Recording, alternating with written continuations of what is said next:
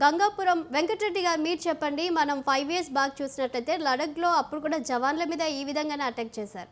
ఇప్పుడు మనం అవును. చూసినట్లయితే పహల్గామ్ దాడి. ఇక్కడ మనం ఒక వార్త అయితే మనకొస్తుంది. మెయిన్‌గా ఇక్కడ ప్రధానమంత్రి మోదీని టార్గెట్ చేశారు అనే ఒక వార్తను అవును. వింటున్నాం. ఆ తర్వాత పహల్గామ్‌లో అక్కడ హిందువులు అందులో కూడా భార్యల ముందు భర్తలను అవును. చంపాలని ఎందుకు ఇలాంటి చర్యకు పాల్పడింది పాకిస్తాన్ ఉగ్రవాదం?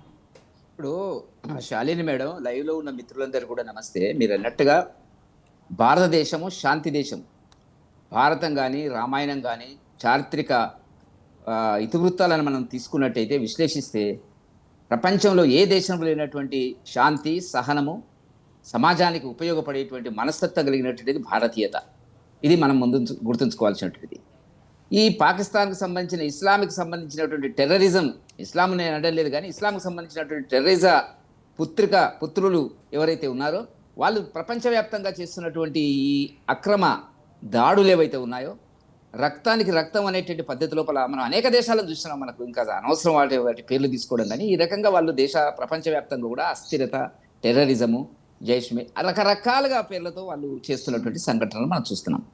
అదేవిధంగా భారతదేశానికి వచ్చేటప్పటికి మనకు పక్కలో బల్లెల్లాగా పాకిస్తాన్ ఉండడము. ఇప్పటి వరకు ఈ యుద్ధంతో కలిపితే మేడం 6 యుద్ధాలు జరిగినాయి.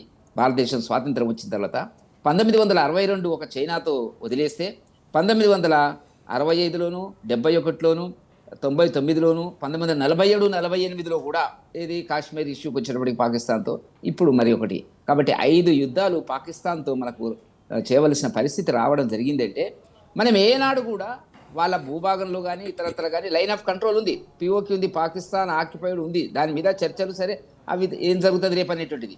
మనం చాలా శాంతియుతంగా ఆ ప్రభుత్వం కూడా ఉండాలి, ఆ దేశం కూడా సుఖంగా ఉండాలని కోరుకునేటువంటి భారతదేశం మీద దాడి పెట్టడం అనేటువంటిది భారతదేశం అభివృద్ధిని కాంక్షించని ఈర్ష్యా ద్వేషాలతోని ప్రపంచవ్యాప్తంగా ఇలా భారతదేశానికి ఒక గుర్తింపు ఉంది, అవునగా అన్నా కాదన. ప్రపంచవ్యాప్తంగా ఇలా 145 కోట్ల జనాభా ఉన్నటువంటి దేశాన్ని మనం ఎంత పద్ధతిలో నడిపిస్తున్నాము, ఎంత సుస్థిర అభివృద్ధి మనం తీసుకొస్తున్నాము, ప్రపంచంలో మనకు సంబంధించినటువంటి టెక్నాలజీ, మన మానవ వనరులు అనేటువంటిది ఇవాళ అందరూ శ్లాఘిస్తున్న సందర్భం లోపల ఏమైనా ఈ అశాంతి, ఈ వీటికి సంబంధించినటువంటి కేంద్రంగా ఏది టెర్రరిజం కేంద్రంగా అదొకటి కేంద్రం. అది అనేక దేశాలకు పాకిస్తాన్ టెర్రరిజానికి సంబంధించినటువంటిది మీరు చూసినట్టు చాలా అమెరికాకు సంబంధించినటువంటి వాళ్ళు వచ్చి మనకు చంపినటువంటి పరిస్థితి మనం చూస్తున్నాం. కాబట్టి ఇవన్నీ జరిగితే కాశ్మీర్ 370 ఆర్టికల్ రద్దు చేసిన తర్వాత ప్రశాంతంగా ఉంది, అభివృద్ధి జరుగుతుంది. లాస్ట్ ఇయర్ 2 కోట్ల మంది టూరిస్టులు రావడం జరిగింది. 2 కోట్ల మందికి టూరిస్టులకి ఒక్కొక్కరికి కనీసం మినిమం ₹1000 ట్రాన్సాక్షన్ ఖర్చు పెడితే ఎన్ని వందల వేల కోట్ల రూపాయలు ఆ ప్రాంతంలో భారతదేశం యొక్క డబ్బు ప్రవహిస్తుంది. అక్కడ జీవనోపాధి లభించింది, ఉపాధి లభించింది. అన్ని రకాలుగా బాగున్నాం మనం. ప్రశాంతత, ప్రజాస్వామ్య పద్ధతి లోపల చాలామంది అనుకున్నారు మోదీ గారు 370 వేసి అక్కడేదో రాష్ట్రాన్ని అధికారంలో తీసుకుంటున్నాను. లేదు, డెమోక్రటిక్ పరిస్థితిలో Umar Abdullah national conference party అధికారంలోకి రావడం జరిగింది. చాలా సంతోషం. కాబట్టి ఇవల్ల ప్రపంచవ్యాప్తంగా మతాల కులాలకు అతీతంగా మోదీ గారి పరిపాలన ఉన్నటువంటి పరిస్థితి లోపల అది సహించలేనటువంటి వాళ్ళు ఇవాళ ఏం చేసినారు, టూరిస్టులను భర్తల ముందు మీరన్నట్టుగా భర్తలను పక్కకు చేసి భార్య పిల్లల ముందు కిరాతకంగా హత్య చేసినటువంటి దుర్మార్గపు ప్రపంచంలో ఎక్కడా లేదు ఇట్లా. ఇంతకుముందు గతంలో జరిగింది. పుల్లారావు గారికి నమస్తే.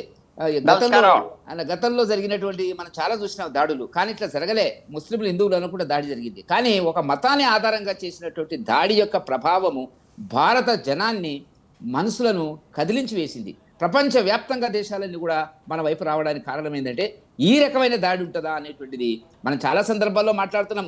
హిందువులు ముస్లింలకు వ్యతిరేకము భారతీయ జనతా పార్టీ అట్లా కాదు అనేటువంటిది వాళ్ళని నిరూపించినాం. దీనివల్ల చాలా సమస్యలకు పరిష్కారాలు దొరికినాయి ప్రపంచవ్యాప్తంగా. ఇది భారతదేశంలో ముస్లింలకు వ్యతిరేకంగా ఉంటారు, క్రిస్టియన్లకు వ్యతిరేకంగా ఉంటారు కాదది. ఇవాళ మనం చేసినటువంటి ఏదైతే సింధూర్ అనేటువంటి మనం పేరు పెట్టాము, ఆపరేషన్ సింధూర్ అని పెట్టాము. బొట్టుకు సంబంధించి ఒక హిందూ మహిళ యొక్క బొట్టుకు ప్రాముఖ్యత ఉంటుంది. కాబట్టి ఆ బొట్టు యొక్క ప్రాముఖ్యత, సాంప్రదాయాల ప్రాముఖ్యత కేంద్రంగానే ఇవాళ మనం పేరు పెట్టడం అనేటువంటిది ఒక చారిత్రక ఘట్టం అని చెప్పి నేను భావిస్తున్నాను. రెండవది మేడం, ఆ ఆపరేషన్ మొత్తం చేసినటువంటి ఫస్ట్ డే ఆపరేషన్ చేసినటువంటి వాళ్ళు 2 మహిళలు. ఆ మహిళల్లో కూడా ఒక మహిళ మనకు సిక్కు మహిళ అయినట్టయితే ఇంకో మహిళ ముస్లిం మహిళ. ఇది మన ప్రపంచానికి చెప్పదలుచుకున్నటువంటి ఒక గొప్ప సంకేతము. కాబట్టి దేశంలో ఎక్కడ కూడా అట్లాంటి అభిప్రాయ భేదాలు లేవనేటువంటిది.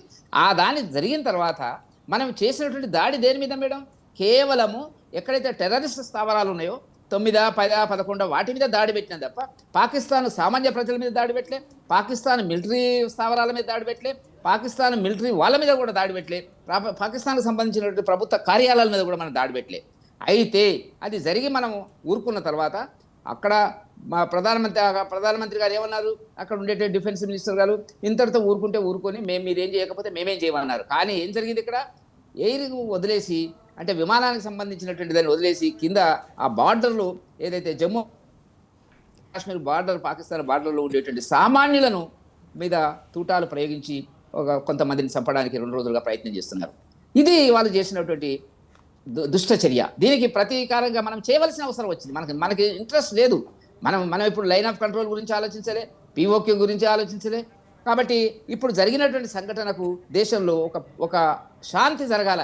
ఏ కుటుంబాలు 26 కుటుంబాలు వాళ్ళ సంబంధించినటువంటి దాంట్లో మనకు ఒక ప్రపంచవ్యాప్తంగా వచ్చినటువంటి మద్దతుతో మనం ఏం చేసినాం, అందరినీ కూడా మన జయశంకర్ గారు, విదేశాంగ మంత్రులు, మన మంత్రులు అన్ని కూడా ఒక అభిప్రాయాన్ని సేకరించినారు.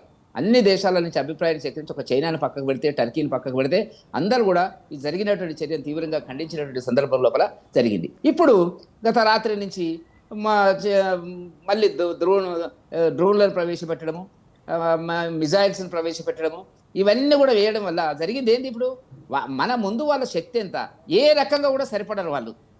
మన పిచ్చుక మీద బ్రహ్మాస్త్రం అన్నట్టుగా ఉంటుంది భారతదేశానికి పాకిస్తాన్కి పోల్చడం జరిగింది.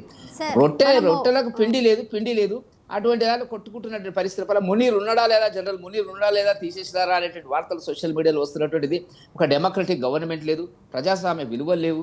ఏమైనా ఈ టెర్రరిజంతో ఆదాయాలు సంపాదించుకునేటువంటి పద్ధతిలో ఆర్మీలో ఉన్న వాళ్ళు కూడా మేడం మనకున్న సమాచారం మేరకు రియల్ ఎస్టేట్ చేసుకుంటారు. వాళ్ళు ఆర్మీలో ఉన్న వాళ్ళు రియల్ ఎస్టేట్ చేసుకుంటారు. ఆర్మీలో ఉన్నటువంటి వాళ్ళు ఇతర వ్యాపారాలు ఉన్నాయి వాళ్ళకి.